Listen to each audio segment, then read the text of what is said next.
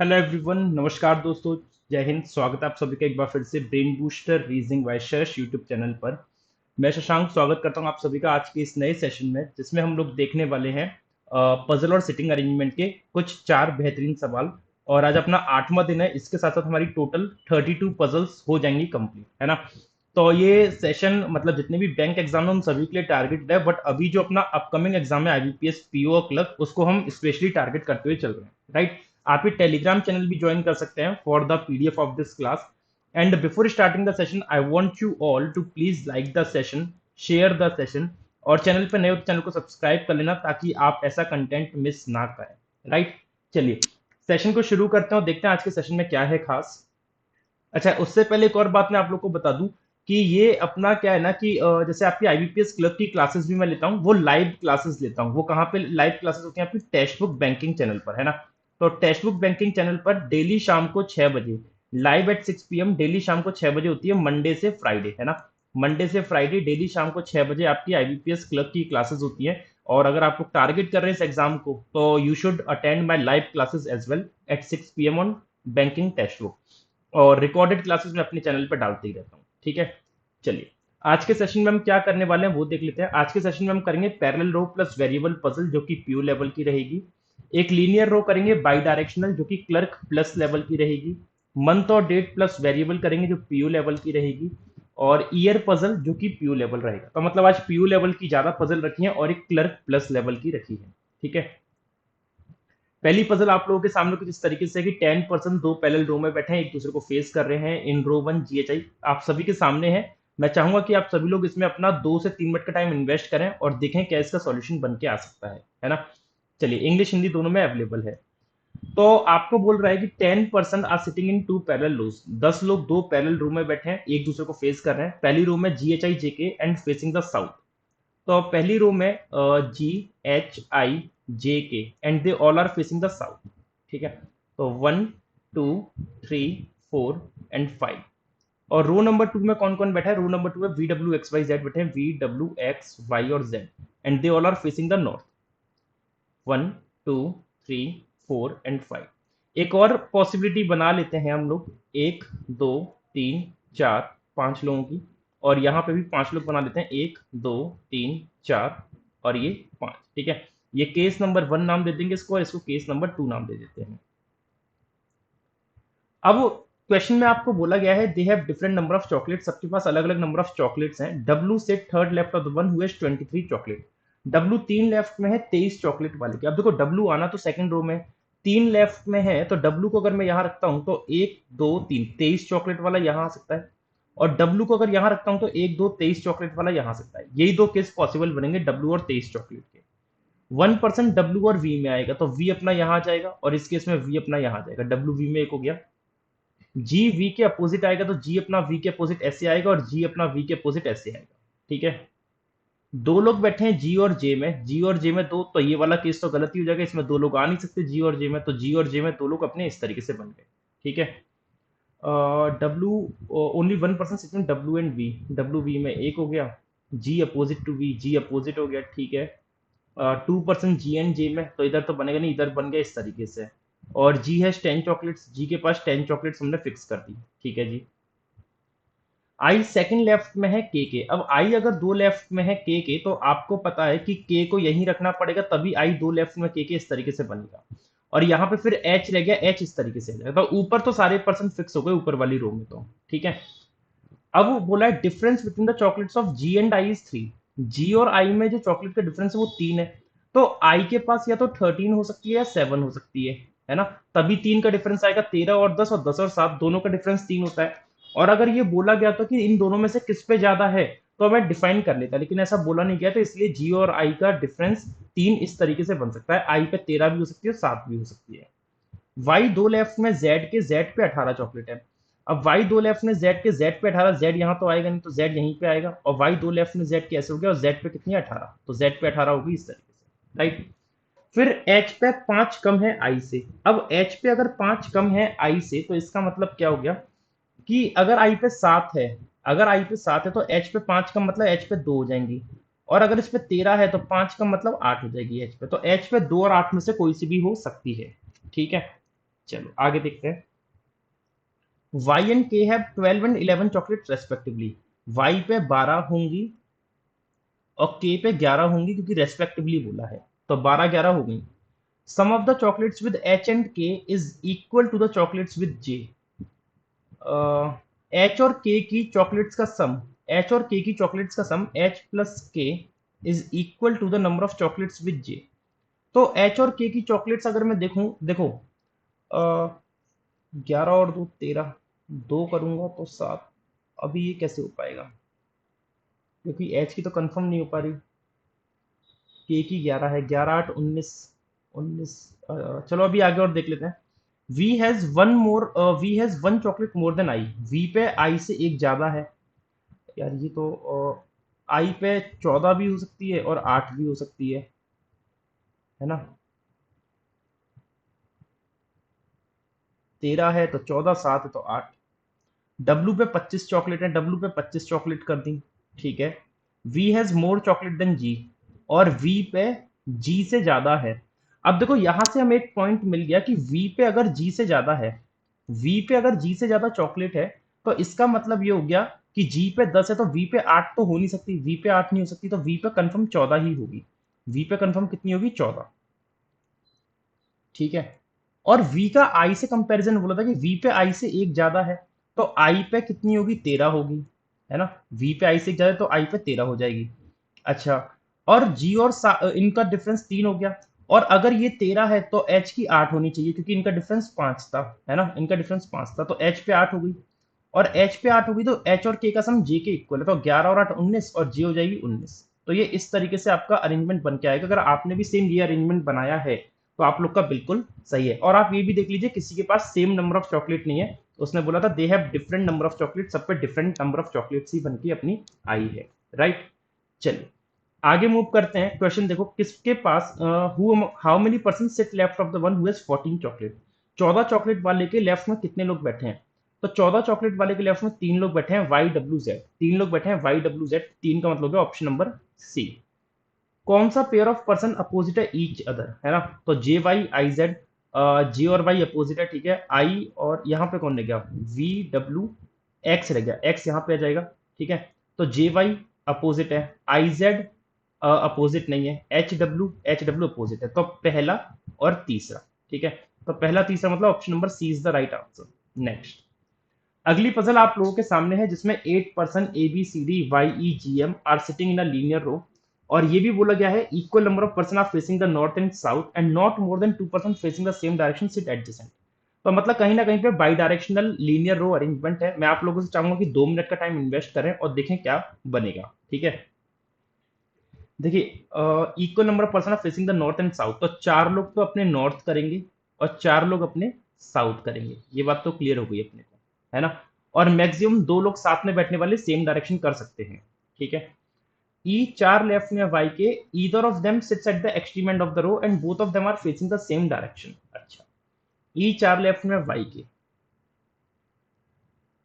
1 2 3 4, अगर मैं वाई को नॉर्थ फेस कराता हूं तो ई 4 लेफ्ट में ऐसे बनेगा, और y को अगर मैं साउथ कराता हूं तो 1 2 3 4 ई ऐसे बनेगा।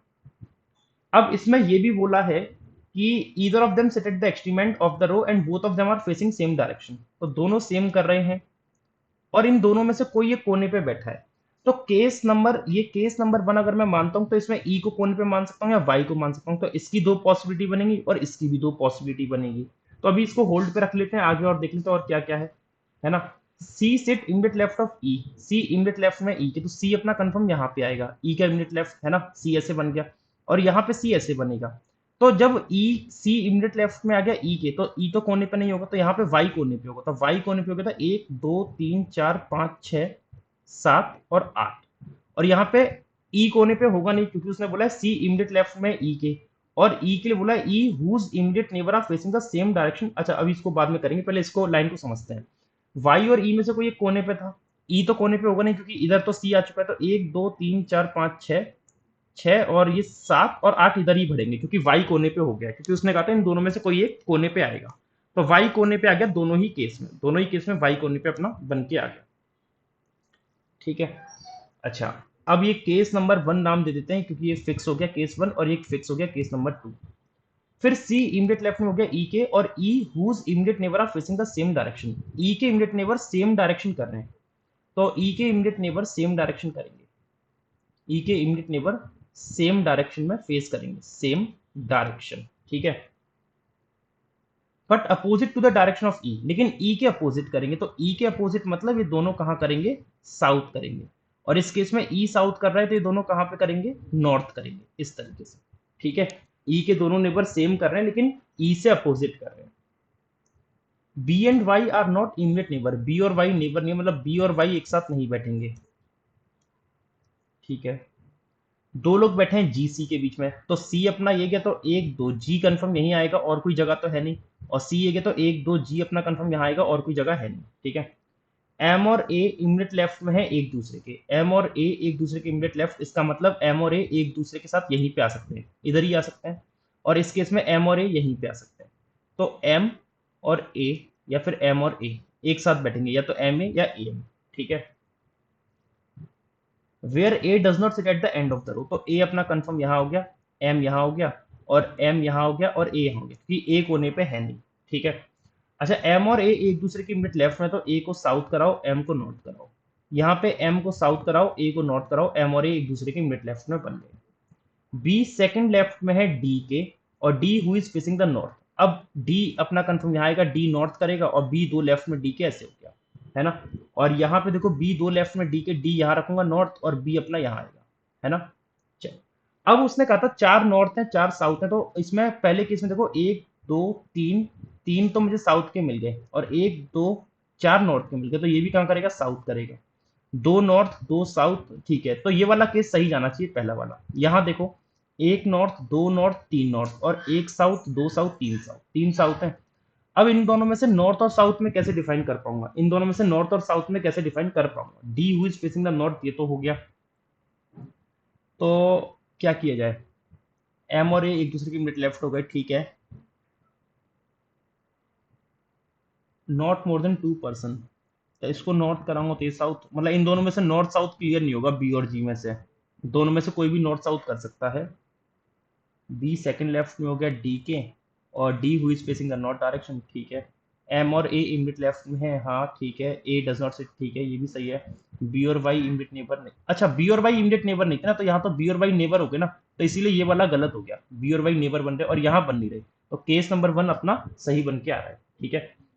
चलिए, four of the following five odd one out बताना है M D G C B में से, तो एम साउथ है, डी नॉर्थ है, सी साउथ है, जी साउथ है, और बी साउथ है, तो डी एकमात्र नॉर्थ है, तो डी ऑड वन आउट हो गया। यदि ए और बी अपनी जगह बदल लेते हैं तो कौन सा व्यक्ति दो राइट में होगा बी के, ए और बी बदलते हैं तो बी यहाँ पे आ जाएगा, तो बी के दो राइट में ई बन जाएगा, तो आंसर ई हो जाएगा इसका, ऑप्शन नंबर बी। नेक्स्ट, अगली पजल आपकी मंथ और डेट की है, देखते हैं इसका सही सॉल्यूशन क्या बन सकता है ना। आइए, आप लोग भी इसको टाइमर लगा लेना कि 2 से 3 मिनट के विदिन बन जाए, वैसे 2 मिनट के विदिन बन जानी चाहिए। 6 person F, G, H, I, J and K are born in 3 different month, namely September, October, November, और अलग अलग दो तारीख है 9 और 27, है ना, 9 27 की दो अलग अलग तारीख है, 9 27, ठीक है। फिर अगेन 9 और 27, and then again 9 and 27, right. अब मंथ कौन कौन से हैं, सितंबर अक्टूबर नवंबर, सितंबर अक्टूबर और नवंबर। नवंबर 30 का हो गया, अक्टूबर 31 का हो गया, और सितंबर 30 का हो गया। जुलाई अगस्त, हाँ सितंबर 30 का हो गया।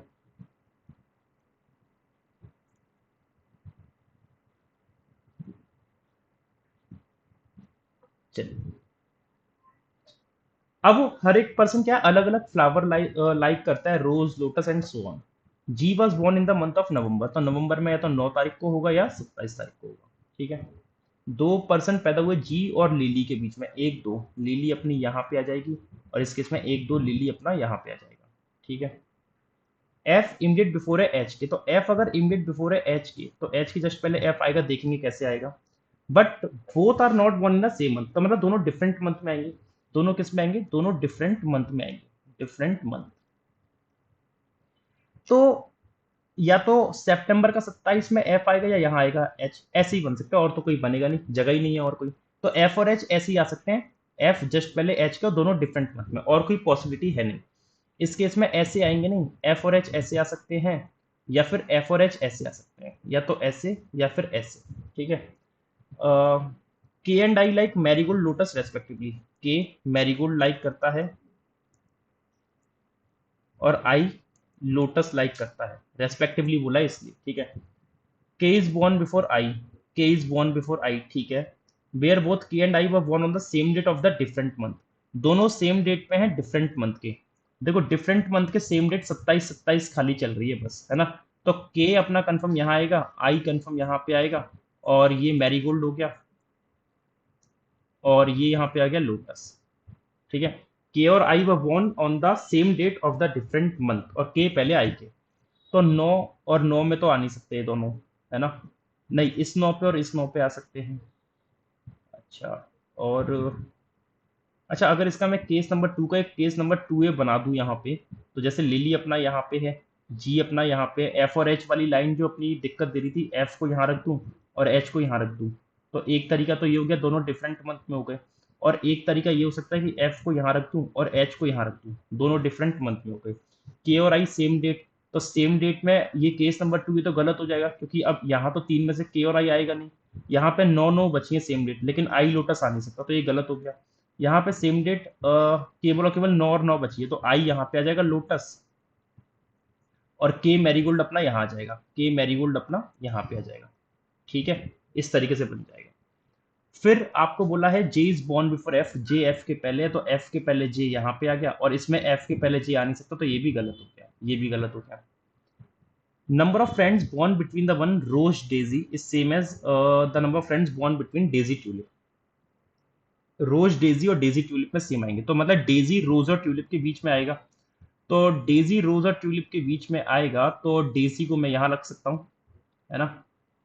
और number of friends born between the one who likes rose daisy is same as the number of friends born between daisy tulip. तो यहाँ पे रोज और ट्यूलिप में से कोई भी आ सकता है, रोज और ट्यूलिप में से कोई भी आ सकता है, और सिमिलरली यहाँ पे रोज और ट्यूलिप में से कोई भी आ सकता है, क्योंकि ये कंफर्म नहीं है कि रोज ट्यूलिप में कौन कहाँ पे आएगा, इसलिए।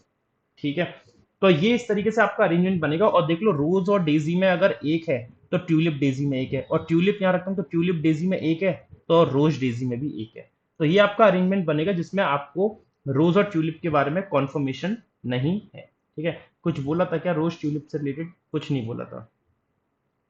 Who among the following is born on 27 सितंबर? 27 सितंबर को पैदा हुआ है अपना एफ लिली, तो आपका ऑप्शन नंबर डी सही बनेगा। How many people are born between the one who like lotus and the one who is born on 9 September? Lotus और 9 सितंबर को कौन हुआ है?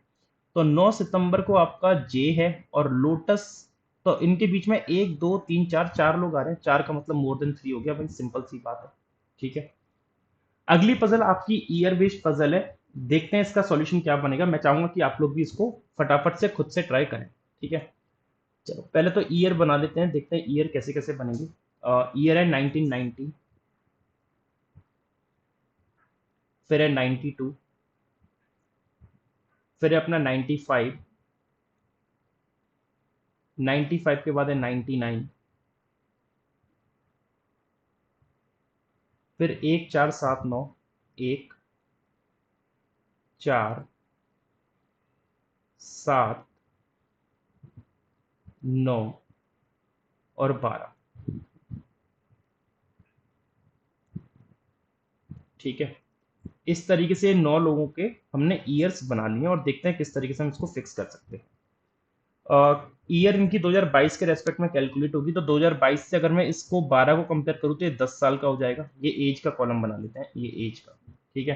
क्योंकि 12 10 22 हो जाएगा, और इससे 3 साल पहले वाला 13 साल का होगा, 2 साल पहले वाला 15 साल का हो जाएगा, 3 साल पहले वाला 15 3 18, 3 साल पहले 18 3 21, और 2 साल पहले वाला 21 और 2 23, और 4 साल पहले वाला 23 और 4 27, और 3 साल पहले वाला 27 और 3 30, और 2 साल पहले वाला 32। ठीक है। अब यहाँ पे देखते हैं किस तरीके से हम आगे इनमें पर्सन फिक्स कर सकते हैं। केस नंबर 1, केस नंबर 2, जरूरत पड़ी तो केस नंबर 3 पे भी वर्क कर लेंगे। सी 3 साल बड़ा है ई से। देखो 3 साल बड़ा एक तो ये दिख रहा है ना, एक तो ये दिख रहा है सी 3 साल बड़ा ई से। और कौन कौन सा 3 साल का दिख रहा है अपने को गैप? 18, 3, 21 का भी दिख रहा है, सी 3 साल बड़ा हो गया ई से। और कोई दिख रहा है क्या? 18, 15 का भी दिख रहा है, सी 3 साल बड़ा हो गया ई से। और कोई है क्या? 32, 30, 30, 30, 27, ये भी 3 साल बड़ा। अरे बाप रे बाप, बहुत सारे केसेस हैं। चलो एक केस और बना लेते हैं, 4 केस बन रहे हैं क्या इसमें?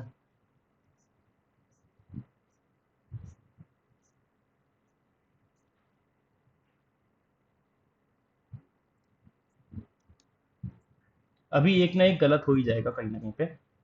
कौन सा था? एक तो ये हो गया कि 27, नहीं 27 और 30, 30 और 27, सी 3 साल बड़ा हो गया ई से। 30, 27, और 27 से ये 4 साल के हुए, 23, 21 2 साल का, 21, 18 का हो गया, 18, 3, 21, ठीक है 3 साल। फिर 15, 3, 18 और 10, 3, 13, ये 4 केस बनेंगे सी 3 साल बड़ा है ई से। जितने सी से बड़े हैं उतने आई से छोटे। अब सी के बड़े काउंट करोगे तो टाइम लगेगा, तो सी से बाद देख लो कितना है, सी के बाद एक है तो आई के पहले एक रख दो। यहाँ सी के पहले काउंट कर लो, इजी है, 1, 2, 3, 4, तो आई के बाद 1, 2, 3, 4 पॉसिबल नहीं है, तो ये केस गलत हो गया। यहाँ पे सी के बाद काउंट करना आसान है, 1, 2, 3, तो आई के पहले 1, 2, 3 काउंट करना आसान है। और यहाँ सी के पहले एक है तो आई के बाद एक रख दो। तो इस तरीके से आपके ये 3 केसेस रन करेंगे। दो लोग पैदा हुए आई और एच में, तो 1, 2 एच यहाँ आ जाएगा। और आई एक है तो 1, 2 एच नहीं आ सकता, 1, 2 एच यहाँ आ जाएगा।